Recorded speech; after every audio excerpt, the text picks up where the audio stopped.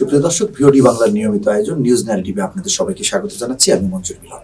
আপনারা জানেন যে সমসাময়িক নানা বিষয় নিয়ে আমাদের এই আয়োজন, আর এই আয়োজনে আমাদের স্টুডিওতে আমাদের সাথে যুক্ত হয়েছেন বিএনপি চেয়ারপারসনের উপদেষ্টা হাবিবুর রহমান হাবিব। হাবিব ভাই, আপনাকে ভিওডি বাংলার স্টুডিওতে আবারও স্বাগত জানাচ্ছি। আপনাকে ধন্যবাদ। আমি আলোচনা শুরু করতে চাই জামায়াত ইস্যু দিয়ে। আমরা দেখছি যে জামায়াত রাজনীতিতে বেশ একটা অন্যরকম ক্যারেক্টারিস্টিক্স দাঁড় করিয়েছে। আমি কিভাবে বলবো, আমরা দেখলাম যে জুলাই সনদে স্বাক্ষর করবে না, তার আগের রাতে তাদের মধ্যে গভীর একটা বৈঠক, অনেক রাত পর্যন্ত। পরের দিন তারা জুলাই সনদ স্বাক্ষর করেছেন। পাশাপাশি দেখলাম যে এনসিপি পরের দিন থেকে নেতিবাচক মন্তব্য করা শুরু করেছে, এর আগে ছিল না। তখন তারা একটা দ্বৈত চরিত্র তখন দেখা গেল। পাশাপাশি আমরা দেখলাম যে পরবর্তীতে এনসিপি এও বলার চেষ্টা করছে যে বিএনপির সাথেও জামাতের ভেতরে একটা সমঝোতা হয়ে গেছে। আবার বিএনপির এক নেতা মোয়াজ্জেমুল হোসেন আলাদ তিনি বললেন যে আওয়ামী লীগকে যেভাবে নিষিদ্ধ করা হয়েছে জামাতকেও ওইভাবে নিষিদ্ধ করা উচিত। সবকিছু মিলিয়ে এই জামাত নিয়ে আপনি কি বলবেন?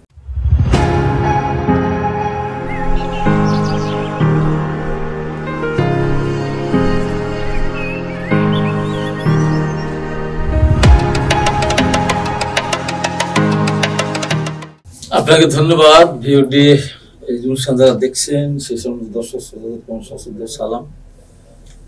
আমি খুব স্বাভাবিকভাবে বলতে চাই, মোয়াজ্জেম হোসেন আলাল ভাই গতকাল বলেছেন, আমি গতকাল আরো 7-8 মাস আগে বলেছি যে আওয়ামী লীগ যদি 1 থেকে 2,000 মানুষ হত্যার দায়ে এবং 20 থেকে 25,000 মানুষকে আহত করার কারণে যদি আওয়ামী লীগের রাজনীতি নিষিদ্ধ করে দাবি উঠতে পারে, নির্বাচিত না পারে, তাহলে লক্ষ লক্ষ মানুষের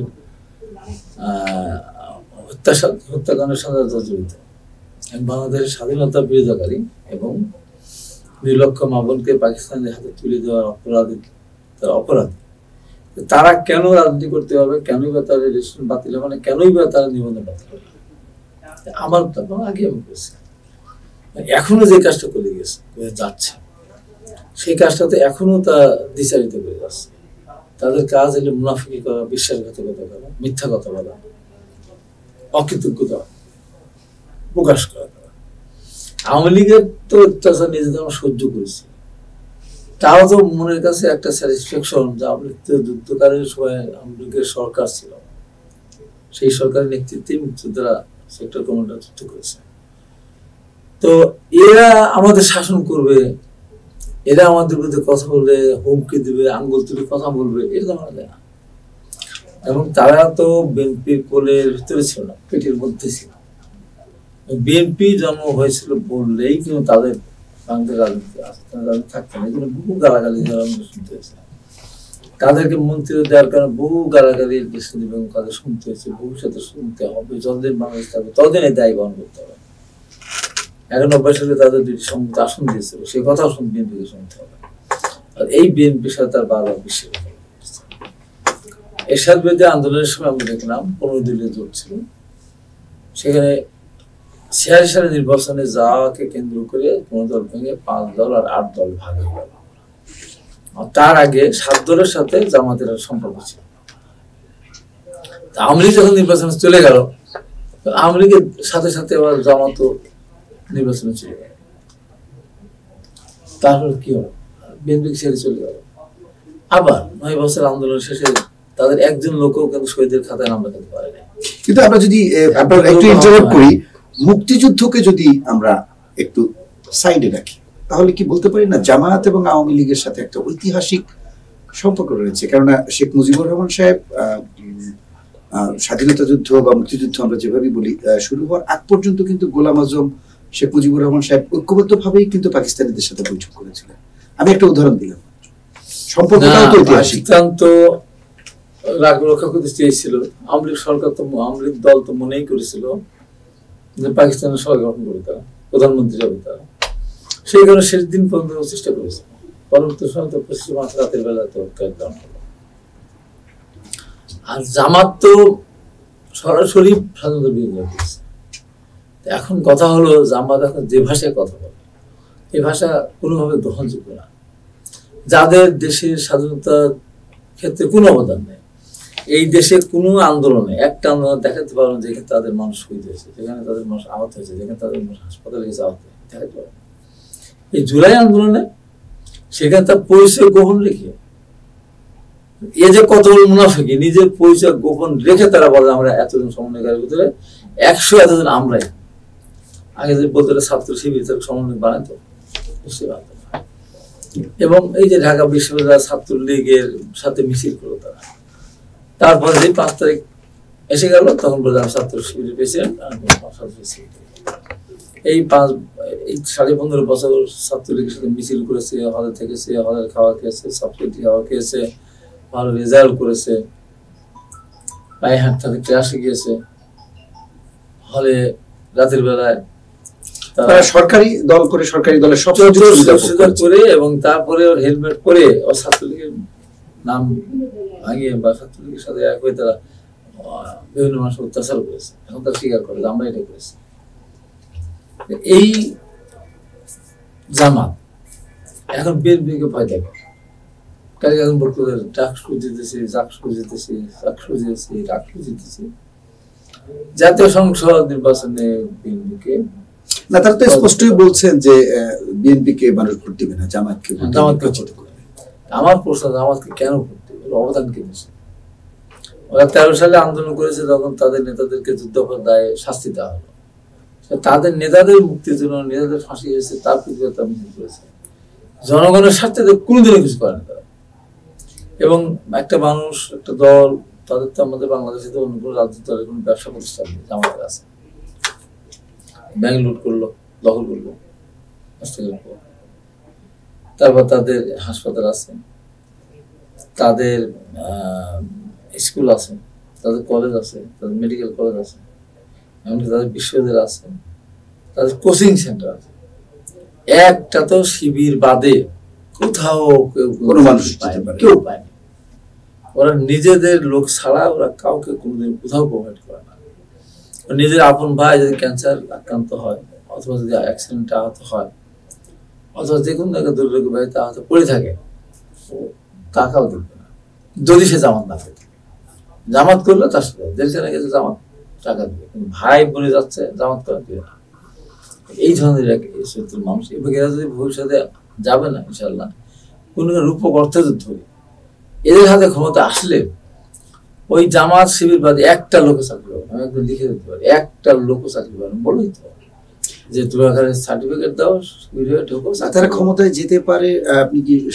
আমি রূপক অর্থ বলছি, আমি সত্য ধরিনি। তাদের যে অ্যাটিটিউড, সেই অ্যাটিটিউড কথা বলছি যে ওই ঘটনা করলে এটা ঘটবে, ইনশাল্লাহ সেটা ঘটবে না। কারণ মানুষকে তারা বিভ্রান্ত করে।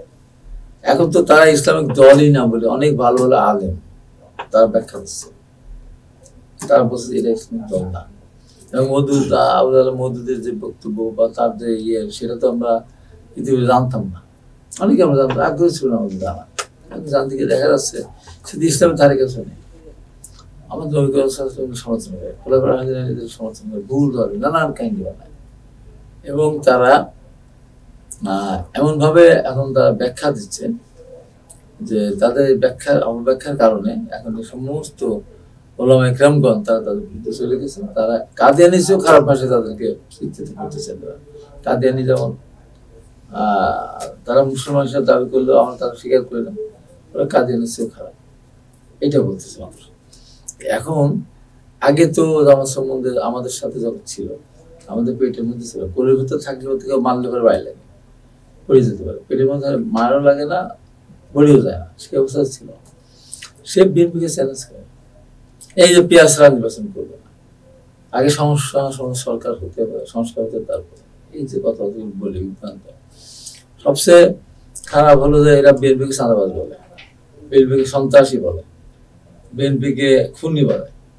জিয়া রহমান ছিল ফ্যাসিস্ট খুনি, তার যে হলো খুনি চাঁদাবাজ, ম্যাডাম খালেদা জিয়া এটা যে আমাদের মানে এই কথা শোনার পরেও কিন্তু আমরা ধৈর্য ধরে আছি, কিছু বলতেছি না। কারণ আমরা একটা সুষ্ঠু নির্বাচনের মধ্যে দেশটিকে এগিয়ে নিতে চাই। দেশটা তো সবার আগে, জামাতের তো কোনো অবদান নেই দেশে। তার এই দেশ থাকলে বা কি না থাকলে বা, দেশের অর্থ ধ্বংস হলে বা না হলে বা, তার সৃষ্টির সাথে তার সম্পর্ক নেই। দেশের মানুষের উন্নয়ন কর্মকাণ্ডে তার সম্পৃক্ত না, সে তো যা হচ্ছে তাই হোক, দেশটা খারাপ হোক সেটা দেশে চায়, আমরা তো সে চাইতে পারি না। যে কারণে তাদের এই সমস্ত কথাগুলো আমরা হজম করতেছে, প্রতিদিনই প্রতিনিয়ত করছে। বিএনপি রাষ্ট্রীয় ক্ষমতার কোনো সুযোগ না আসতে দেবো না, নির্বাচন হবে না, আমাদের পেয়ার সিস্টেম দেবো না। পেয়ার সিস্টেম মানলে ভাই কি বলবে, সমস্ত সংস্কার শেষ না হয়ে নির্বাচন দেওয়া যাবে না।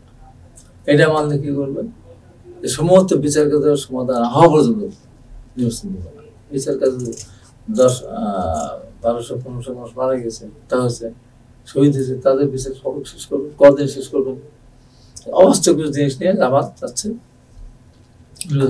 বিচার পারে। এই যে যাদের সময় তারা কি এতগুলো বিশ্বের ভাইস চ্যান্সেলর হওয়ার মতো তাদের কি সেই জনসংখ্যা ছিল? ঢাকা বিশ্ববিদ্যালয়ের ভাইস চ্যান্সেলর ছিল, রাজশাহী বিশ্ববিদ্যালয়ের জামাত সংখ্যা, চিরাং বিশ্ববিদ্যালয়ের জামাত সংখ্যা, অনেক বিভিন্ন অফিস আদালত, এসপিডিসি, জয়েন্ট সেক্রেটারিয়েট, ম্যাক্সিমাম সচিব আছে জামাত। এরাও কি ঘাপটি মেরেছিল? ঘাপটি মেরে আমরা কবে বের করে দিত না? এরা যদি জামাত পরিচয় দিত, আত্মীয় আওয়ামী লীগ, আওয়ামী লীগের সাথে মিশেছিল, ছাত্রলীগের ছাত্র শিবিরের মিশেছিল, এরা তো মিশেছিল। এখন ওরা এদেরকে সেই দিয়েছে, এখন প্রকাশ হচ্ছে, এখন কিছু করার নেই। এখন এইভাবে তাদেরকে সব জামাত বানাচ্ছে, সব জামাত। এই মুনাফিক দল বাংলাদেশের রাজনীতিতে যে অবস্থান নিতে চাচ্ছে, আমরা সারা জাতির ঐক্য দেওয়া উচিত। আপনার সাথে আমার দ্বন্দ্ব আছে, থাক, এটা দেখার বিষয়। আগে জামাতকে বিরোধিতা করতে হবে। ওরা যদি যেভাবে দেশটাকে নিতে চায়, ওদের চাওয়া পূর্ণ বাংলাদেশকে পাকিস্তান কনফেডারেশন বলবে, এখন তো তারা বলে আমরা এক পাকিস্তান রাখতে চেয়েছিলাম, আমরা মুক্তিতে অংশগ্রহণ করিনি। তো এটা কোনো দোষের ব্যাপার না, মুক্তিতে অংশগ্রহণ না করা দোষের ব্যাপার না, বুঝলাম। কিন্তু পাকিস্তান রাখতে চেয়েছিল, পাকিস্তান রাখতে গিয়ে আসাম তালবাদ্র সহায়তা করেছে না, এইরকম সৃষ্টি করেছে তারা। এখন তারা এখন দেশ চালাতে দিতে চায়। এই জন্য মধ্যমহল যে কথাটি বলেছেন যে সে তার চেয়ে আরো বেশি ভাবে বলা উচিত যে তাদের নিষিদ্ধ ঘটনা করে এদের রাজনীতি তাদের কোনো অধিকার নেই। তাহলে দেশটা ব্যাপক এই যে ফেব্রুয়ারি নির্বাচন না হলে বলে যাচ্ছে, তারিখ দিয়ে যাচ্ছে, এই ফেব্রুয়ারি নির্বাচন না হয় এই সরকার থাকবে না। আশঙ্কা করছেন নির্বাচন হবে না? এ যে তাহলে যাচ্ছে, আমি সরকারকে মানে স্মরণ করে দিতে চাই, নির্বাচন যদি ফেরতে না অনুষ্ঠিত করতে পারেন, আপনারা থাকবেন না, থাকবেন না, থাকবেন না, থাকতে পারবেন না। সেনাবাহিনী আপনাদের পাহাড় দেবেন, সেনাবাহিনী মশার কামড় খাবে, কোথায় রোড বৃষ্টিতে বুঝবে, কোথায় বাথরুম না ঠিক মতো, ওয়াশরুম না ঠিক মতো, এটা কতদিন ভাড়া দেবে? এদেরকে এই কাজ, এদের তো আমার দেশ রক্ষার কাজ। তারা ভালো খাবে, থাকবে, ফিরবে, ফিটনেস থাকবে তাদের। এটা তারা অলস হয়ে যাচ্ছে, বিভিন্ন বৃষ্টি গিয়ে ক্ষতিগ্রস্ত হচ্ছে, মানসিকভাবে নষ্ট হয়ে যাচ্ছে। মানসিকভাবে অনেকের সাথে কথা বলে তারা বিভিন্নভাবে বিভ্রান্ত হচ্ছে। তারা এই জন্য কারো কোন কারো বাল রক্ষা করতে যাচ্ছে, ওই পক্ষ নিচ্ছে, কখন কোথাও কারো জমি দখল রক্ষা করতে যাচ্ছে, কখন খারাপ সমালোচিত হচ্ছে, আলোচিত হচ্ছে। আমরা চাই না, আমাদের গর্বের ধন।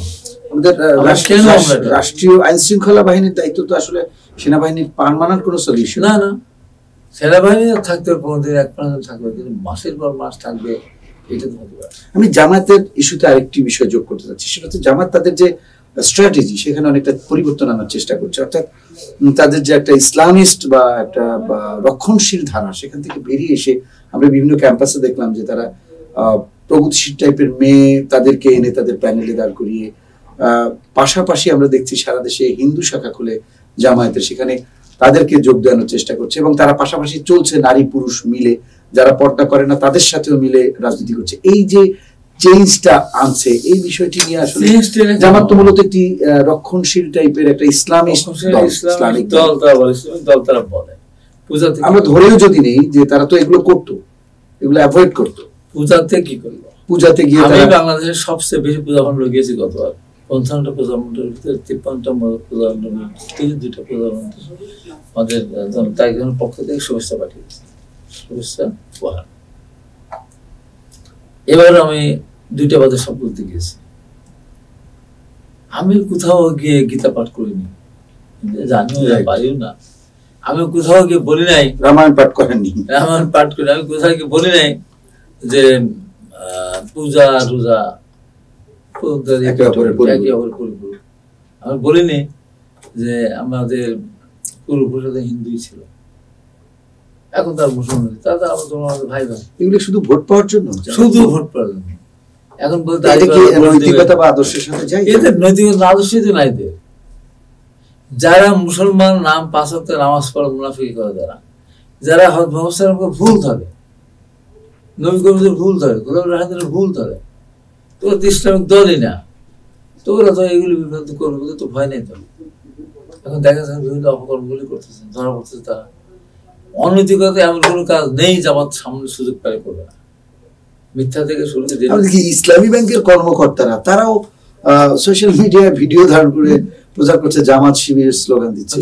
যারা পেশাজীবী একটা ঐক্যবদ্ধভাবে একজনও পারে না, যেটা একজনও তো কোনো শিবিরের বাইরে নেই, একজন না।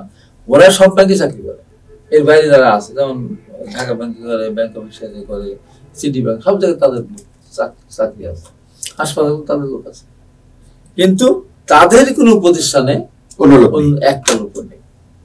এরা একটা প্রতিহিংসা করা, হিংসা দানব ছাত্র করা যায়, যেসব কথা বিএনপি ভয় দেখাচ্ছে সামনে ছেড়ে দেওয়া হবে না, তাই ধরুন আমি কত স্লোগান, বাজে স্লোগান দিল, জিয়া রহমান বাজে স্লোগান, ম্যাডামের নামে বাজে স্লোগান দিল, আমার বিএনপিকে সন্ত্রাসী দল বলে। এই যে এদের উদ্ধত্তপূর্ণ আচরণ, আমার মনে হয় সামনের দিকে মানুষকে জেগে উঠবে। আগে কিন্তু প্রকাশ স্লোগান দিত না, তোমরা জানো, আমরাও জানি যে আমার শির পাকিস্তানি, আগে বলতো, বলতেছে আমার বাবা তুই রাজাকার, তোর বাপ রাজাকার, দাদারা থাকা, এই দেশ আমার বাপ স্লোগান দিচ্ছে। যদি তোমরা স্লোগান দিবে তো জামাশি রাজাকার এই মুহূর্তে বাংলা ছাড়, পাকিস্তানের এখানে কিছু কথা আছে, সেটা হলো যে আমরা কিন্তু কিছু গুঞ্জন বা রিউমার বলা যায় কিনা, যে আমরা শুনছি যে জামায়াতের সাথে আওয়ামী লীগের একটা আঘাত হয়েছে কিনা। আমরা দেখলাম যে জামায়াতের আমিরের সাথে শাহিন শাহ, যিনি সিলেটের একজন সাবেক এমপি আওয়ামী লীগ দলীয়, তার সাথে একটা বৈঠকের ছবি প্রকাশ পেয়েছে। সবকিছু মিলিয়ে ডাকসু সব জায়গায় মনে হচ্ছে ভোটের হিসেবে যে আওয়ামী লীগের একটা সমর্থন আছে।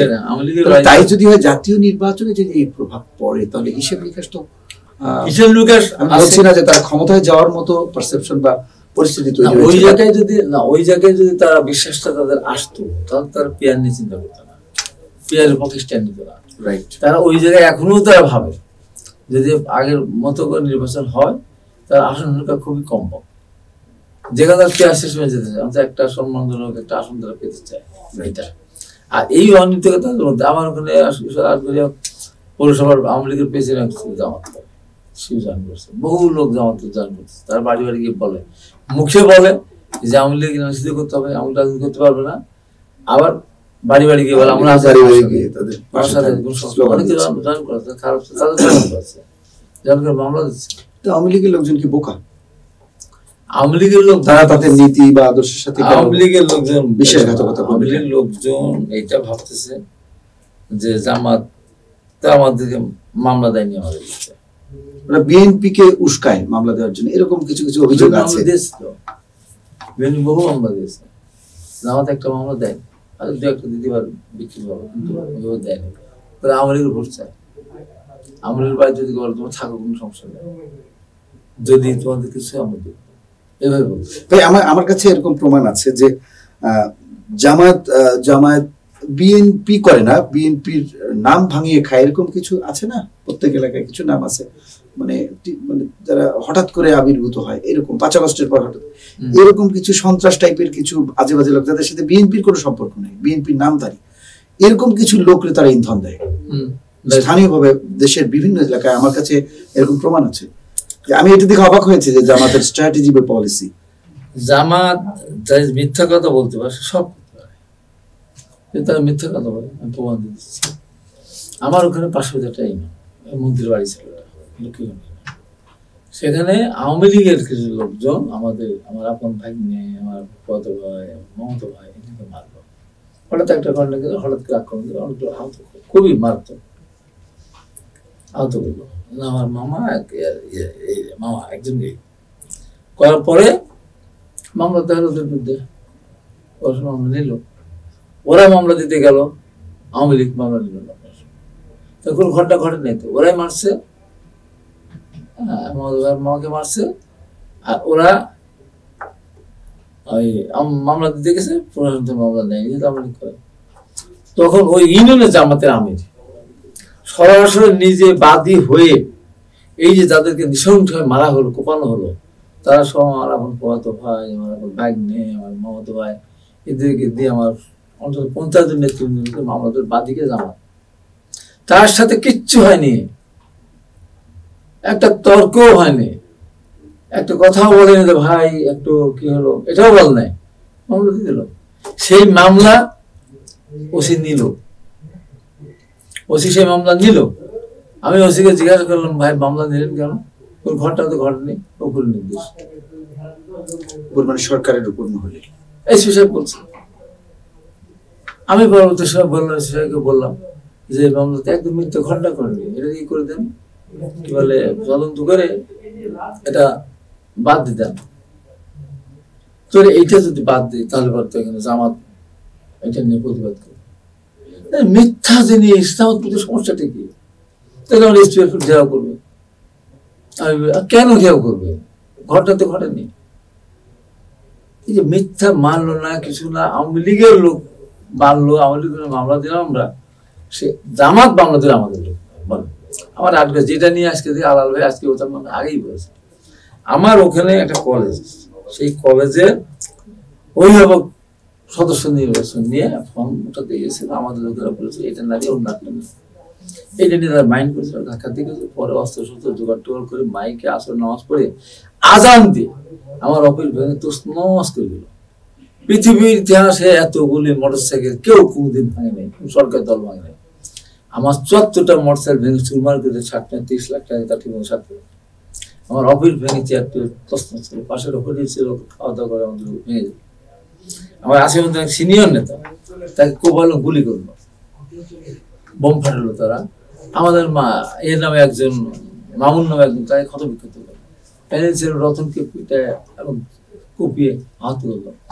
কামরুল নামে একটা ছেলে আসতেছিল, দেখে যান বাসার দৌড়ে যাচ্ছে, সে তাকে ধাওয়া করে নিয়ে গিয়ে জামাতের আমির নিজে মাথায় টুপি মাথায় দিয়ে তাকে পিটালো এবং কোপালো, তাকে নৃশংস। তারপরে তারাই অফিসে আগুন দিয়ে আমাদের নয়, আমরা মামলা করলাম। তারপরে সে মামলারও অনেক কাহিনী, সে নাই বলে লজ্জার বিষয়। তারপরে তারা আমাদের নয় মামলা, মিথ্যা মামলা। আমি এসপিকে বললাম, এসপি বললো যে ওদের নয় মামলা না দিলে যেমন ঘেরাও করে। আমি ডিআইজি কে বললাম, ডিআইজি বললো যে ওরা অশান্তি সৃষ্টি করবে, তাদেরকে ভয় পাইছে, ভয় পায়, শক্তি পায়, রাষ্ট্রীয় একটা আইন শৃঙ্খলা কোনো আইন শৃঙ্খলা, এবং তারা তাদের নামে মামলা হলো, তার সামনে প্রকাশ্যে ঘুরে আসছে। এবং এরপরে আমি প্রথম দিনে প্রোগ্রাম চলতেছিল আমার ডিবিসিতে, তখন না কিছু বল নাই, পরে জমনা টেলিভিশন ভিডিও দেখানো হয়। তারপর দিন তারা আমাদের বিএনপিকে সন্ত্রাসী সংগঠন বললো, আগুন দিয়ে নিজেরাই দেখালো, দেখে আমার বিরুদ্ধে নানান আমি তাও কিছু করবে। পরের দিন মিথ্যা মামলা দিল, তখন আমি কামরুল আর মাউন্টকে দেখতে গিয়ে আমি বললাম যে এত নৃশংস মানুষ হতে পারে, এইভাবে মানুষকে কোপাতে পারে বিনা কারণে, কারণে বলে আমি বললাম যে আমার কর্মীদেরকে মেরেছে, এদেরকে আহত করেছে, তারপরেও আমি মেনে নিলাম। কিন্তু আমাদের লোকদের মামলা মিথ্যা মামলা দিল কেন? একদম মিথ্যা মামলা দিল কেন? তাই জামাত যেহেতু মিথ্যা কথা বলে, মিথ্যা মামলা দিয়েছে, যেহেতু মিথ্যা কথা বলে মিথ্যা মামলা দিয়েছে, তারা আহত হয়নি। অতএব আটঘরে জামাতের নেতা যেহেতু মিথ্যা কথা বলে, অতএব মিথ্যাবাদীর পেছনে নামাজ জায়েজ হয়। তাই কোনো মিথ্যাবাদী ইমামতি করতে পারে না। যেহেতু মিথ্যাবাদী আজান দিলে সে আজান শুনে নামাজ পড়তে নামাজ সই হবে না, অত মিথ্যাবাদী কেউ নামাজের নেতা আজান দিতে পারে। এটাই তারা বানালো। জাহাঙ্গীর হাবিব বলেছেন বিএনপি ক্ষমতা গেলে সমস্ত মসজিদ বন্ধ করে দেওয়া হবে। বলো, বললাম কি আর বলতোটাকে বলে আমার বিরুদ্ধে বললো, বলার পরে আমি চ্যালেঞ্জ করলাম। আমি এটা একটা কঠিন হয়ে বলেছিলাম যে বিএনপি নেতাগুলো রাগ হয়ে গেল বা আপনার সাথে খারাপ ব্যবহার করতে পারে, করতে পারে। তো বিএনপি নেতা কর্মী কোনো সময় আগুন দিতে পারেন না, কারণ শহীদ রাষ্ট্রপতি জিয়া রহমান সংবিধান সংযোজন করেছে, সেই জন্য কাজ করতে পারে না। কেন?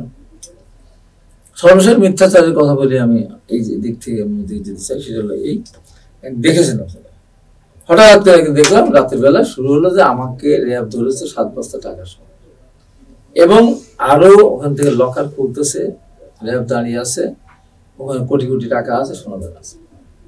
আমাকে সকালবেলা সময় এক ভাই গাড়ি চালায়, আমার মানে নিজে এমনি আমার ড্রাইভার না ধরে চালায়, ভাই তাড়াতাড়ি কি হয়েছে, তাড়াতাড়ি লাইভ করেন কেন, তো এই দেখেন 7 বছর টাকা সহ ধরছে, সারা দিন দেখতেছেন, দেখুন দেখতে আমার এত টাকা দেখবি না কেন, সোশ্যাল মিডিয়া অপপ্রচার। এবং তারপরে আমি আমার এলাকার প্রোগ্রাম ছিল, ওরা বললো যে 1 কিলোমিটার একটু বেশি দূরতে আপনাকে ঘোড়ার গাড়ি কিনে আনবো, গাড়ি রেখে ঘোড়ার গাড়ি ঘুরে আসছে, আর দেখতে যে আমি টাকা ধরা পড়ছে। এবার সাইবুর সাগর ফোন করছে, ফোন করার পরে ভাই এটা কি হলো, কালকে আপনার কথা বললাম, ভালো মানুষ আপনি আজকে কি দেখতেছি, এটা কি ঘটনা, ঘটনা সত্যি দেবো, ধরা পড়ছে। তো আমি একটু ইতে কল দিই, ভিডিও কল দিই, যে 1-1.5 মেয়েরা, বাচ্চা মেয়েরা সব কাজ গোছালি, বিল্ডিং স্কুল, এই যে ভাই সাইবুর সাগর, এই যে র্যাব আমাকে ধরিয়ে দিয়ে এতগুলি বাচ্চা কাচ্চার মধ্যে নিয়ে এসে আমাকে রাখছে, গাছপালা স্কুল সব আছে, কি বলেন, হ্যাঁ তাই তো, তাই হ্যাঁ তাই তো, এই যে মিথ্যাচার। এবং এইটা এই কার আইডি থেকে ছাড়লো, জামাতের আইডি থেকে, পরটা খুঁজলাম, তখন সে বাড়ায় গেল, বাড়িতে ছিল না। এবং এইটা আমি বললাম সোশ্যাল মিডিয়াতে, আমি বললাম যে যারা আমার সম্বন্ধে এইরকম ভিডিও ছাড়তে পারে বা শেয়ার করতে পারে, লাইক দিতে পারে, তারা কোনো ভালো মানুষের সন্ধান দিতে পারে, আমি খারাপ ভাষা যেটা জানি না। পরের দিন এখন দেখি পুরোপুরি মিথ্যাচার। পরের দিন যখন দেখলাম যে ইয়ে সাইদি সাহেবের ছেলে শেয়ার করেছে, নিজামী সাহেবের ছেলে শেয়ার করেছে, তাদের মতো মানুষ একটা, তখন আমি বললাম যে তাহলে এখন আমাকে তো বলতে হবে, আমি যে কালকে বললাম ভালো মানুষের সন্তান, এরা ভালো মানুষ না, তো কোনো ভালো মানুষের সন্তান এইরকম মিথ্যা, মহামিথ্যা, আমার মতো একটা মানুষ এটা তাকে শেয়ার করতে পারতে একবার যাচাই বাছাই করবে না, অবশ্যই এটা কত বড় মিথ্যা স্যার। তাই আমি একদিন টক সাথে বললাম, এবং আমার ওখানে একটা ঘটনা ঘটছে, সামান্য হয়, ও মাদ্রাসা সুপার, ও লোকাল পারিবারিক দ্বন্দ্বে মামলা হয়েছিল, ধরে নিয়ে আইসি ইয়ে বিশ্ববিদ্যালয়ের মামলা দিয়ে, তা আমাকে আত্মীয় বলে আমার একটা আত্মীয় হয় বাড়ির কাছে, তো আমি বললাম যে আমি তো এত দূর পাবো না, যাতে সে আমার সম্পর্কিত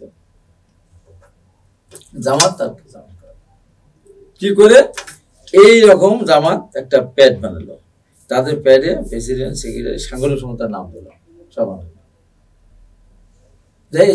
বলে আমাদের কর্মী, অত সে কিভাবে বৈষম্যতা আন্দোলনের আসামি হয়, ছেড়ে দিতে হবে, ছেড়ে দিল দিয়ে উপজেলা থানার ওখানে ছবি উঠাল, জামাতের সব নেতারা সব ছবি উঠে ছেড়ে দিল জামাতের কর্মী। আমি কাগজ জোগাড় করলাম যে ওই আমার ইউনিয়নবাসী, যে ওই ইউনিয়নের জামাতের কমিটি আমার দরকার, জামাতের ঘরটা খুঁজে বের করে ওর নাম নিশানা নেই, ওর নাম নিশানা নেই ওর জামাতের। তারপরে আমি খুঁজে বের করলাম যে ও আমি ওলামা লীগের ভাইস, ওটা আমি বের করলাম, বের করে 3টা নিয়ে আমি লিখতে গেলাম, 8টি এইটা হলো জামাত কমিটি, তার নাম নেই, এইটা জামাত নিজে বানিয়েছে পরে, এটা তাদের প্যাডে, আর এটা আমি ভাইস প্রেসিডেন্ট। এত বড় মিথ্যা কথা, আপনারা বলেন সৎ কথা বলতে, সৎ লোকের এক কাম করতে হবে, মিথ্যা কথা বলে কি বেসতে যাওয়া যাবে না, দোদকের দিকে যাবেন, দোদকের থেকে যাবেন তো না, তা তো পড়েন, আর টিভিতে বলেছে এসে মহা মিথ্যাবাদী হতে পারে না। মিথ্যা কথা বলা একটা মিথ্যা কথা বলা খুব স্বাভাবিক, কিন্তু একটা মিথ্যাকে সত্য হিসেবে মানে প্রতিষ্ঠিত করার করেন যে তার কমিটি আছে যেখানে নাম করে না, তারপর তারা নিজের পেট বানালো, তারপরে সে যা আমি আওয়ামী লীগ করে সেটা দেখালাম, এবং আওয়ামী লীগের এমপিদের সাথে ছবি দেখালাম। এত মিথ্যা কথা ওরা বলে, সেই জন্য আমি দেশবাসীর কাছে আহ্বান জানাবো, যাকে ইচ্ছে তাকে ভোট দেন, জামাত শিবিরকে না ভোট দেন। এর স্বাধীনতা শত্রু, দেশের শত্রু, গণতন্ত্র শত্রু, জনতার শত্রু, মানবতার শত্রু, ইসলামের শত্রু। এরা সারা পৃথিবীর জামাত আমার বিরুদ্ধে। খুব মজা লাগতেছে, বাংলাদেশের জামাত না, সারা পৃথিবীর জামাত যেখানে আছে, হাইবান হাবিয়ে কখনো কবরে পাঠাচ্ছে, কখনো জাহান্নামে পাঠাচ্ছে, কখনো বেদাত বানাচ্ছে, কখনো আমার জানাজা না পড়ে সেটা আহ্বান জানাচ্ছে। এই সাথে আর এক মহা মিথ্যাবাদী পিনাকি, সে ওখান থেকে বলছে হাইবান হাবিব তাকে হারাতেই হবে, আমি তাকে হারানোর জন্যই বাংলাদেশে পর্যন্ত যাবো। কেউ বলতো আসো আসো, দেশে আসতাম পাও না, ওই দূর থেকে এখন হাবিকে ধমক দাও, ম্যাডামকে বল গালি দাও, তাই রহমানকে গালি দাও, আব্বাস ভাইকে গালি দাও, সবাইকে গালি দাও, তুমি এত সাধু, আপনি এত সাধু। যেসব ভাষা বলে রে ভাই, সেবুদ আবার কি, সেবুদা তো শব্দ বোমা মারত। সেবুদার এই শব্দ বোমা নিশ্চিত করার জন্য আমার সাথে কবিতার ভালো সম্পর্ক ছিল, এবং তার বউ এবং সেকেন্ড ওয়াইফ তার ডাক্তার, মানে ফোনে ফোনে বিয়ে করছে। জাস্ট ওই ধরনের মানুষ তো হিউম্যান করে একটা মেয়েকে পড়াইছে। দুদিনে মিলিয়ে আমার শেষে মিথ্যা কথা বন্ধ করার জন্য, মিথ্যা কথা বলতে তোবা পড়েন, মিথ্যা কথা বলবেন না, তোবা পড়েন দুদিন ভালো। তারপরে বলবেন আরে হাবি আমি তো মিথ্যা কথা, শব্দ বোমা, ওর সে খারাপ ভাষা হিসেবে ব্যবহার করে, ওটিকে শোনা যায়, একসাথে শোনা যায়। এটা গাড়ির ভেতরে দিয়ে ওর বক্তব্য শুনতে চাই, তাতে এমন এমন লোকজন সাথে থাকে, ও তো শোনাই যায় না, কানের কাছে আসতে এই শুনি। এই একটা আছে জ্যাকব মিল্টন, একটা আছে দিন রাত গালাগালি, ওদের ভাষা শিখছে কোথা থেকে, এরা কি সব ভাষা ব্যবহার করে, শুয়োরের বাচ্চা সেনাবাহিনী। আবার আমাদের এদিকে এক নেতা আছে, হ্যাঁ একজন বিখ্যাত নেতা, উনি একজন কুত্তার বাচ্চা রাষ্ট্রপতি শাহাবুদ্দিন।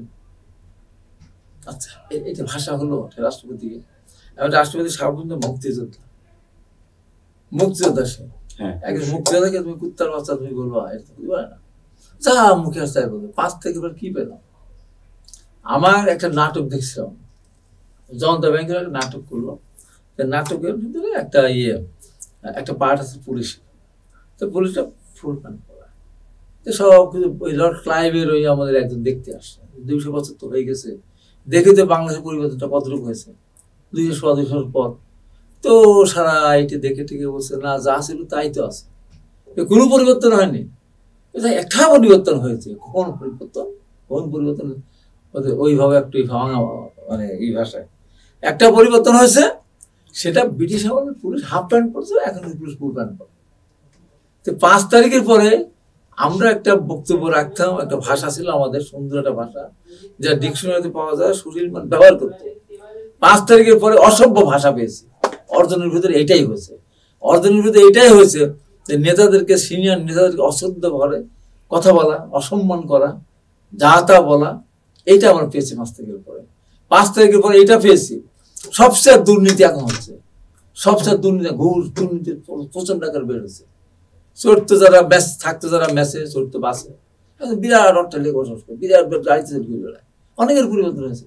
সবার হাতে দেখুন আইফোন, আমার ছেলে এখন তো আইফোন আমরা চিন্তা করতে পারি না, আইফোন ব্যবহার করতেছে, কি পোশাক সব পড়তেছে, কি যাত্রা, কেউ হেলিকপ্টারে ঘুরে বেড়াচ্ছে, কেউ ইতে চলে যাচ্ছে। এইটা বলি, আমরা তো 90 আন্দোলন করেছি, আমরা তো 9 বছর একটানা আন্দোলন করেছি, আমরা ট্রাক্টরে পিষ্ট হয়েছি, মায়ের গেগে হাসপাতালে গেছি, যতদিন হাসপাতালে থেকেছি এই সাথে আন্দোলন করতে গিয়ে টাকে তারা পিস্টল পুলিশের মারকে শোনে, এমন কোন একটা অঙ্গ প্রত্যঙ্গ নাই যেখানে পুলিশের আঘাত নেই বা টাকে তারা পিস্টল করতে হবে।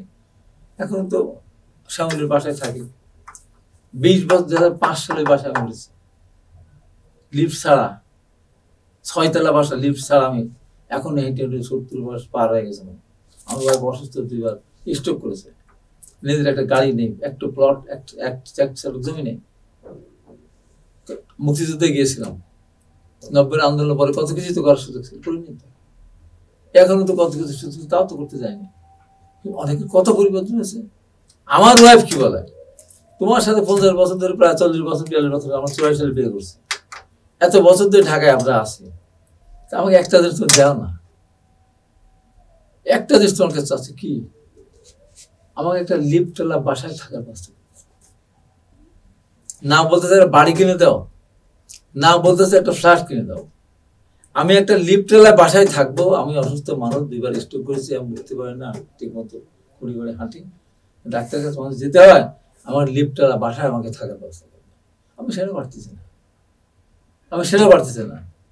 আমি আমার গাড়ি, আমার এক গাড়ি নেই, এক পার্টনার সাথে ব্যবসা করতে গেছিলাম, সে বিদেশে গিয়েছিলাম, আমার কাজও না, আমি দেখতেও যাইনি, একটা মূর্খ মানুষ। তো ওর নামে একটা গাড়ি কিনা ছিল, আমার তো বয়সের গাড়িও হয় না, সেই গাড়িটা আমি চলি, তার 10 দিন বাসে চলি, টেম্পুতে চলে, ওই কোটি হাজার কেন চলে যান, ওই কোর্টে গেলে আমার যাওয়া আসে দিয়ে 400 টাকার গ্যাস পড়ে মিনিমাম। আবার ওখানে গাড়ি রাখতে গেলে 100 টাকা লাগে। আবার যদি পুলিশ ধরে 1200 টাকা ফাইন করে, তাহলে 500 টাকা আমার খরচ হয়। এখন তো আরো বাড়ছে। তখন আমি শ্যামলী থেকে বাসে 40 টাকা ভাড়া, গিয়ে কোর্টে নামি, ওখানে আবার কোর্ট থেকে বাসে উঠে আবার সন্ন্যাসী গেলে, তাহলে কত হবে? 400 টাকা মাত্রা কম করবো। 10 দিন যদি আমি বাসে চড়ি তাহলে আমার 4000 টাকা বাসে। ওই টাকাটা আমাদের এলাকায় যায়, তখন গরিব মানুষ ফর্ম ফিল আপ করা, বই কেনা, অসুবিধা কেনা, তাও দিতে পারি। 2-3 দিন করতে দিতে পারি। আমি এই যে বাসাটায় আসি, এখন ভাড়া বাড়তে বাড়তে অনেক টাকা হয়েছে, এরকম একটা বাসাতে আমি রাস্তার পাশে লোকজন আসে, শ্যামলীতে এসে নেমে আমার বাসায় 100 গজের মধ্যে, রিক্সা ভাড়া তাদের লাগে না। সেই কারণে আমি এখান থেকে কিন্তু শুনি না। এখন এই বাসাটা লিফট থাকি পরে আর 10,000 টাকা ভাড়া বাড়তো, তা 10,000 আর 4,000 14,000, তার ডেলি প্রায় 500 টাকার কাছাকাছি। আমি এই 14,000 টাকা বাঁচাই, নিজের শরীর কষ্ট করি। যে আমি 14,000 টাকা গেলে পরে আমাদের 5 জন 7 জনকে বা 10 জন 15 জনকে 500 টাকা দিতে পারে। এইটা হলো আমার জীবন।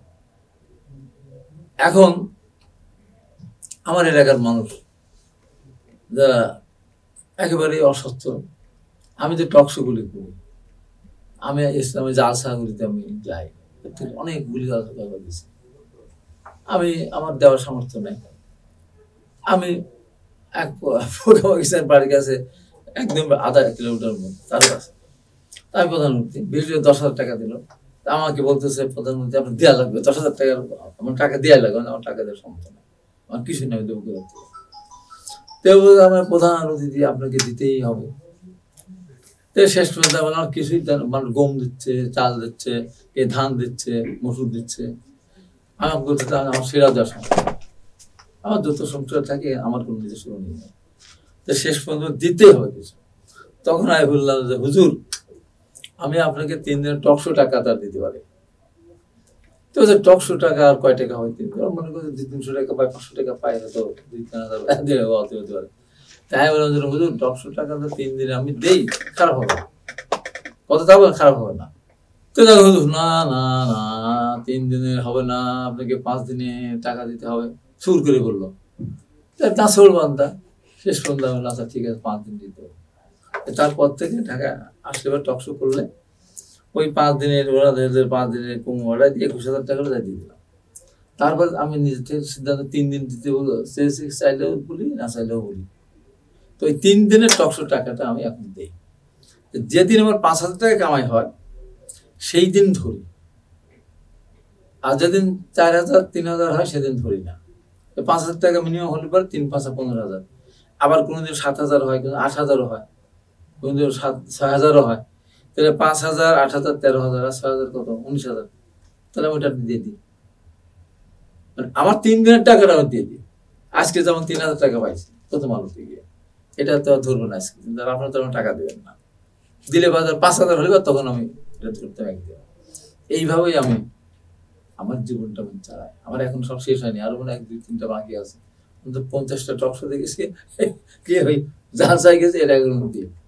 আগে টকশো করলে টাকা কি করতাম, গরিব মানুষ ফর্ম ফিল আপ করতে পারে না, স্কুলে ভর্তি হতে পারে না, ওদের দিয়ে। আবার নিজেরও যখন টাকা থাকতো না, আজকে টাকা নেই, বাজার করার টাকা নেই, আল্লাহ 2টা টকশো করলে বাজারটা করতে পারি। এটা আমার জীবন, আমি এতেই খুশি, এতেই আমি খুশি। লুটপাট করি আজকে যারা এত কথা বলতে পারে না, কেন বলতে পারে? সেই আছে তো, সেই সৎসব আছে।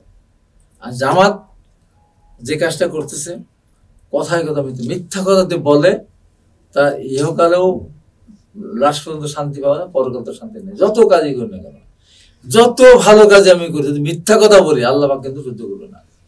আর পাশাপাশি আবার এটাও আছে যে আমি যত ভালো কাজই করি, নামাজ যদি না পড়ি, তাহলেও আল্লাহ পাক তো কথাই শুনবেন না।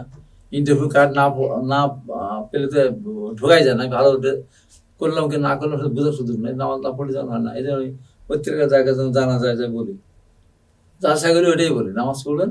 আর বৃদ্ধ বাবা মা থাকলে অবশ্যই তাদেরকে সম্মান করবেন। নিজের ভাই বোন যদি সবাই তো একরকম না, সবাইকে ম্যাজিস্ট্রেট, সবাইকে এসপি, সবাইকে ডিসি, সবাইকে সচিব না, তা নাই বাংলাদেশে। সবার থেকে বড় লোক নাই, অধর গরিব আছে, আবার বড় লোক আছে, মাঝখানে আমরা হয়তো কোনো মতো চলি। প্রত্যেকের হক আছে, তো সেইটার প্রতি আমাদেরকে খেয়াল রেখে চলতে হবে। এটা বলে জামাতটা করে না, জামাতটা করে না, তার বাড়িতে তার আপন ভাই যদি অসুস্থ পড়ে থাকে, ক্যান্সার রোগী হয়, ও মরে যাবে, একটা টাকা দেবে না যদি জামাত না করে। আর আমরা আমাদের তার যখন দেন না, ওই কোন কৃষক আত্মহত্যা করে তার বাড়িতে যায় বলে তোমার কি সমস্যা, কার গাড়ি বাড়ি ভুলে যাবে, বাড়ি দেয়। এই যে বৈষম্য এত লেকচার দেয় সবাই, এত দরদ দেখায়, একমাত্র বিএনপি আমরা দাবি করতে পারি প্রত্যেকটা আহতের পাশে আমরা গেছি, প্রত্যেকটা, একটা বাদ দিলে। তাকে আমি তো সব জায়গায় জানি, আমার পাবনা জেলার যতগুলি আহত প্রত্যেকের পাশে আমরা গেছি। এমনকি আমাদের মেয়েদের আব্বাস ভাই রয় পাবনা বাড়ি, সেও গিয়ে মেয়েদেরকে 25,000 টাকা দিয়ে আসছে। প্রত্যেকের বাড়িতে আমরা গেছি, যারা শহীদ হয়েছে প্রত্যেকের বাড়িতে আমরা গেছি। আমরা বিএনপি পরিবার বলে একটা আমাদের সংগঠন আছে, তারেক রহমান নেতৃত্বে, সেখানে তারা আমার রুম মনিটর দায়িত্বে আছে, এরা সব গেছে। আমরা পাবনা জেলায় আমরা আহ্বায়ক শিমুল বিশ্বাস সব মিলে আমাদের নেতা আমরা সেই শহীদ বাড়িতে গেছি। আমি যে শহীদের প্রত্যেকটা যে কয়েকজন শহীদের প্রত্যেকের বাড়িতে আমরা গেছি। সারা বাংলাদেশে এই কাজটি করেছে, অথচ অন্যরা দরদ দেখায়। আমরা এখন গেছি, আহতদের পাশে আমরা দাঁড়িয়েছি, এখনো আমরা এখনো আহতদের পাশে আমরা দাঁড়াই। এইটা হলো বিএনপির রাজনীতি। তারা কেন তার লোক দেখানো, তাদের লোক যদি হয় তার ঠিক আছে। এই জন্য আমি বলি জামাত নিয়ে এখন আলোচনা করাটা আসলে আমাদের না করে উপায় পাচ্ছে না, চরিত্রে বোঝানো দরকার। তো শেষ কথা বলি, আবুল আলাম মওদুদী উনি জামাতের জন্মদাতা নাকি? জি, উনি আমাদের নবী করিম সাল্লাল্লাহু আলাইহি ওয়াসাল্লাম না, এবং তার প্রমাণ হলো তার 9টা সন্তান, একটা সন্তানও মাদ্রাসা পড়েনি, জামাতও করে না, শিবিরও করে না। নিজামী সাহেবের একটা সন্তান মাদ্রাসা পড়েনি, গোলাম আজমের একটা সন্তান মাদ্রাসা পড়েনি, পার্শ্ব শিক্ষা শিক্ষিত। এই যে আপনার যে সেক্রেটারি মুজাহিদ, তার সন্তান মাদ্রাসা পড়েনি। এই হলো ওরা। তার চেয়ে আর একটা কথা আমি বলি, একমাত্র মৌলানা আব্দুল সোবহানের ছেলেরা ইসলাম আছে, একটা জামাতের ভালো মানুষ ছিলেন আব্দুল সোবহান, তার অনেকগুলি সন্তান, তার হাফিজ মারা গেছে, মারা গেছে, ভালো মানুষ ছিলেন। এখন ওরা যে ইসলামিক দল না, তার প্রমাণ কি বল দেখাবো? সারা দেশবাসী শোনেন। তার প্রথম প্রমাণ, ওদের নায়েবে আমির জামাত কে ডাক্তার শফিকুর রহমান, আলহাজ মৌলানা হাফেজ ডাক্তার শফিকুর রহমান না, শুধু ডাক্তার শফিকুর রহমান। তার মানে উনি আরবি লাইনে লেখাপড়া করেননি, হাফেজও না। ওনাদের গোলাম পরোয়ার, ওদের সেক্রেটারি জেনারেল, মনে কি লেখে হাফেজ গোলাম পরোয়ার? মৌলানা লেখে না। তৃতীয় ব্যক্তি ডাক্তার আবু তাহের, আব্দুল্লাহ মোহাম্মদ তাহের, উনি কি লেখে? মৌলানা হাফেজ ডাক্তার মোহাম্মদ আব্দুল্লাহ তাহের লেখে? কেন নাকি? সেও আরবি লাইনে লেখাপড়া করেনি। এ কতখানি মুনাফিক হলে ইসলামের নাম বলে ইসলামী দল করবে, আইন শাসন করবে, প্রতিষ্ঠা করবে, একটা না। এবং তাদের জাতির সামনে আমি মানুষকে বলবো, এটা প্রশ্ন করবেন, আমাদেরকে প্রশ্ন করেন, আপনারা কি করবেন ক্ষমতায় গেলে? আমরা বলবো যে আমরা পরপর 2বারের বেশি প্রধানমন্ত্রী কেউ থাকতে পারবে না, প্রধানমন্ত্রীর সাথে রাষ্ট্রপতির ক্ষমতা ভারসাম্য করতে হবে, আমরা সুপ্রিম কোর্টের কাউন্সিল করবো যেন কি অন্যায়ভাবে সাধারণত না হয়, 5 বছর পর নির্বাচনের সরকার রিজাইন করে তত সরকার নির্বাচন হবে, আমরা গেলে এই শিক্ষানীতি আমাদের, আমরা গেলে এই আমাদের স্বাস্থ্যনীতি, এই আমাদের কৃষিনীতি, এই আমাদের শিল্পনীতি, এই বেকারদের ক্ষেত্রে আমাদের এই বক্তব্য, বিদেশে মানুষ পাঠাবো যাদের, তাদের জন্য আমরা আর্থিক আমরা সহায়তা করবো, পরে তারা বেতন পেয়ে টাকা দেবে, অনেক প্রোগ্রামের কথা বলবো। এবং আমরা বাংলাদেশে আমাদের এই দেশের হিন্দু মুসলমান বৌদ্ধ খ্রিস্টান যারা আছে তাদের জাতি ধর্ম তারা পালন করবে, আমরা আমাদের ইসলাম ধর্ম পালন করবো। এই তো তারা তো ইসলামিক দল, তারা বলুক যে আমরা শরিয়া আইন প্রতিষ্ঠা করবো, ইসলামিক আইন প্রতিষ্ঠা করবো, বলে তারা। জিজ্ঞাসা করেন তার কি করবেন, আপনার কোন শাসন চালু করবেন? শরিয়া আইন করবেন না গতানুগতিক যে পাশ্চাত্য ধারা, যে রাজনীতিবাদ, যে গণতান্ত্রিক ব্যবস্থা আছে, যে শাসন সেটা আপনি করবেন? যদি আপনি পাশ্চাত্য ধারা বা গণতান্ত্রিক শাসন ব্যবস্থার যে সেটা করেন, তাহলে আমরা কালকে তওবা পড়ে বলতে হবে যে আমরা ইসলামিক দল না, আমরা একটা গণতান্ত্রিক দল। বলতে হবে তাদের, ইসলাম শব্দ বাদ দিতে হবে, ইসলাম বাদ দিতে হবে। কথায় কথা বলবে দাঁড়িপাল্লায় ভোট না দিলে, চরমনাইকে সমর্থন না করলে সে জাহান্নামী হবে, কাফের হবে, বেঈমান হবে, ধানের শীষে ভোট দিলে পরে তারা জান্নাতে যেতে পারবে না, এই কথা বলা বাদ দিতে হবে। ওই কথা বলতে হলে ওইটা করতে হবে।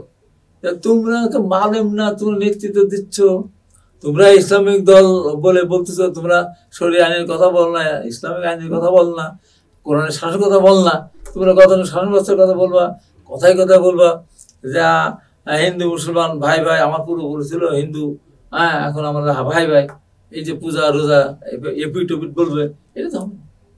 এই মুনাফিকদের বিরুদ্ধে আপনার সতর্ক থাকতে হবে। আমার কথা আজকে শোনার পর এমনিতে আমার বিরুদ্ধে ওরা, আমি আরো একটা কি মিথ্যা কথা বলছি, একটাও মিথ্যা কথা বল এ পর্যন্ত আমার বিরুদ্ধে যত কথা বলছে সব মিথ্যাকে সব প্রমাণ করে দিয়েছে। আমি গেলাম হলো এতে আমাদের হাসান জাভেদ্দিন, যেগুলো আমি জিজ্ঞাসা করলেন যে পাবনার ক্যান্ডিডেট কি, আমাদের হাসান জাভেদ্দিন পাবনা 3 ক্যান্ডিডেট, বাড়ি 2 চেয়ারম্যান পাঠিয়েছেন। তা আমি ওখানে গেছি, আমার সম্বর্ধনা অনুষ্ঠান ছিল, আর ওই এলাকায় গেলাম, দেখি যে রাজা নামে আমাদের একজন গত বর্ষ 18 সালে সন্নিবেশন করেছে, সে দেখি যে বিরাট গাড়ি নিয়ে মাইক টাইম ফিট ফাট করে নিজে পড়তেছে।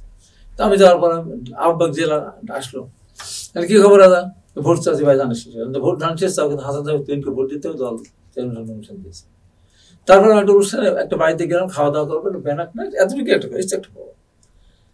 আমি ওখানে বক্তব্য দিতে গিয়ে বললাম একটা পর্যায়ে আবেগ দিয়েই বললাম, এত কষ্ট, এত নির্যাতন, ঘর নাই, বাড়ি নাই, হাত নাই, চোখ নাই, মানে কান নাই, কত ক্ষত বিক্ষত, এত কিছু নির্যাতন সহ্য করার পর সামনে যে নির্বাচনটা আসতেছে, সেই নির্বাচনের সময় যে রাজা যেমন ভোট চাচ্ছে স্বতন্ত্র, এরকম যদি কেউ এবার ধানের শীষের ভোট না চেয়ে, যদি কেউ নৌকা তো নেই দাঁড়িয়ে ভোট দিতে বলে, সেই নেতা কর্মীদের কাছ থেকে সুস্থ বাড়ি রাখতে পারবে না। আমি যদি হই, আমিও এত নির্যাতন কর্মীরা কিন্তু কথা শুনবে না। আমি বলছি এই কথা। আর ফারজিদ আলম পরদিন বলে বসলো, অন্যরা বলে বসলো কি যে হাইবান হাবিব বলেছেন ভোট কেন্দ্রে ধানের শীষে ভোট না দিলে কেউ সুস্থ হয়ে বাড়ি ফিরে যেতে পারবে না। হাইবান হাবিব বলেছেন দাঁড়িয়ে ভোট দিলে হাত পা ভেঙে দেওয়া হবে। হাইবান হাবিব বলেছেন দাঁড়িয়ে ভোট দিলে জিব্বা কেটে হবে। কারণ তো আমি ভোট কেন্দ্রের কথাই উচ্চারণ করিনি, ভোটের কথা বলেছি, এর কথা বলছি। এই যে সব মিথ্যা, আমি সব প্রমাণ করতেছি, সবগুলো মিথ্যা, এত মিথ্যা কথা বলে। তার এখন যদি আপনি দেখেন মুনাফিক যদি কোনো দেখতে চান, জামাতকে দেখেন, মিথ্যাবাদী কাকে মোহাম্মদের জামাতকে দেখেন, বিশ্বাসঘাতক দেখলে জামাতকে দেখেন, অকৃতজ্ঞতা প্রকাশ করার কোনো দিকে জামাতকে দেখেন, তারপরে মুখে যা বলতে কাজ করে না সেটা যদি সে জামাতকে দেখেন। সেই জামাত নিয়ে আপনি কথা বললেন, এতগুলো কথা বললাম, এটা একটা অসত্য কথা, একটা কথা যদি বলতে পারে আমি অসত্য কথা বলেছি, কাল করে আমাকে একদম প্রকাশ দেবালকে ধরে নিয়ে যাওয়ার হাত একটা করে কেড়ে দিই, আমার চোখ সীসা দিয়ে মানে গরম করে আমার চোখ বন্ধ করে দিই, একটা কান কেটে নিক, আমি কিচ্ছু বলবো না যদি প্রমাণ একটা করতে পারে।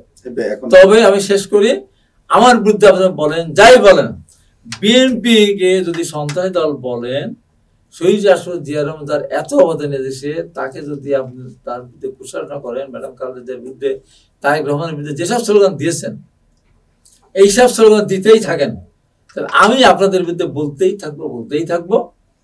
আমি যতক্ষণ পর্যন্ত আমি জীবিত থাকবো, ততদিন আমি এইগুলো বিরুদ্ধে প্রতিবাদ করতেই থাকবো, আমার পরিষ্কার করতে হবে। আপনাকে অসংখ্য ধন্যবাদ, আপনি সময় দিয়েছেন আমাদেরকে। আশা করি ভবিষ্যতে আপনাকে পাবো আমরা, ইনশাল্লাহ। আপনাকে ধন্যবাদ। ভিডিওটির সম্মান দর্শক শ্রোতারা, একটা ভালো একটা এই অনুষ্ঠান আপনারা দেখবেন, আমি না আরো যারা আসবে তারা ভালো বলবেন, সত্য কথা বলবেন। এই অনুষ্ঠান যে যখনই করুক না কেন, তাদের অনুষ্ঠানটা আপনারা দেখবেন দয়া করে। সুপ্রিয় দর্শক, আমরাও সবসময় সত্য প্রকাশে একেবারে আপোষহীন, কারণ আমরা চাই যে সত্য অনুসন্ধান করে বের করে নিয়ে আসার মধ্য দিয়ে সমাজে এক ধরনের সামনের দিকে অগ্রগতি হবে, এবং সবার মধ্যে যে একটা ভুল ধারণা বা একটা যে কাদা ছড়াছড়ি, পাশাপাশি আমরা দেখি যে সোশ্যাল মিডিয়া এক ধরনের প্রোপাগান্ডা, সেটা যার বিরুদ্ধে হোক না কেন, যে গোষ্ঠীর বিরুদ্ধে হোক না কেন, এই প্রোপাগান্ডার মধ্য থেকে আসলে সত্য বের করে আনাটাই সবচেয়ে বড় চ্যালেঞ্জ। তা আমরা প্রত্যাশা করি বিওডি বাংলা সেই কাজটি ভবিষ্যতেও করে যাবে। আপনার সবাই ভালো থাকুন, সুস্থ থাকুন, নিরাপদে থাকুন।